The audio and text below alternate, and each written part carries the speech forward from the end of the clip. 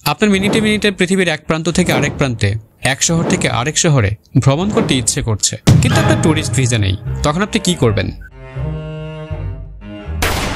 অবশ্যই এই মুভিটি দেখবেন।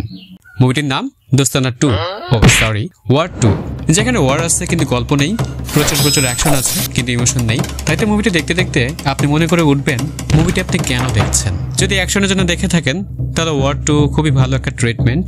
পুরো মুভি জুড়ে এন্ডলেস অ্যাকশন, টুইস্টও আছে, ঋত্বিক ও এনটিআর একাধিকবার এন্ট্রি সিনও আছে।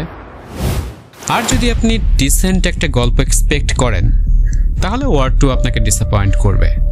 কাজ মুভিটি যে কনসেপশনের উপর বেস করে নির্মিত হয়েছে সেই কনসেপশনটাকে বিল্ড আপ করা হয়নি।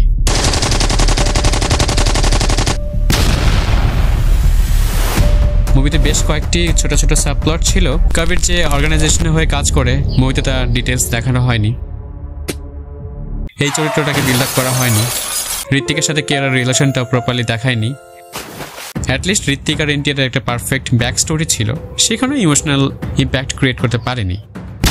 আবার ঋত্বিক এনটিআরের সংটাও প্রপারলি কোরিওগ্রাফ করা হয়নি। এর থেকে ঋত্বিক টাইগারের সংটা বেশ ভালো ছিল। তাহলে এত মিস অপরচুনিটির মাঝে ওয়ার 2-তে আসলে কি আছে? এখানেই তো সবচেয়ে বড় টুইস্ট। আপনি আশা করবেন রোম্যান্সের, কিন্তু আপনি পাবেন রোম্যান্স।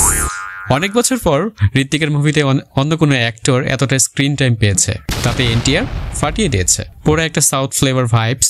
অনেক ক্ষেত্রে এনটিআরই এগিয়েছিল। আর ওই যে বললাম, ডিরেক্টরের মাথায় অ্যাকশন দেখানোর পেছনে চেপে বসেছিল। তাই একটা গল্পের গরু আকাশে উড়িয়ে তিনি অ্যাকশনের পসরা সাজিয়ে বসেছিলেন। ঋত্বিক আর এনটিআরের রোম্যান্সের পাওয়ার এতই যে ওরা আকাশে, পাতালে, জাহাজে, বরফে, স্পিড বোটে কোথাও অ্যাকশন করতে ছাড়ে না। ওদের কথা কম, অ্যাকশন বেশি।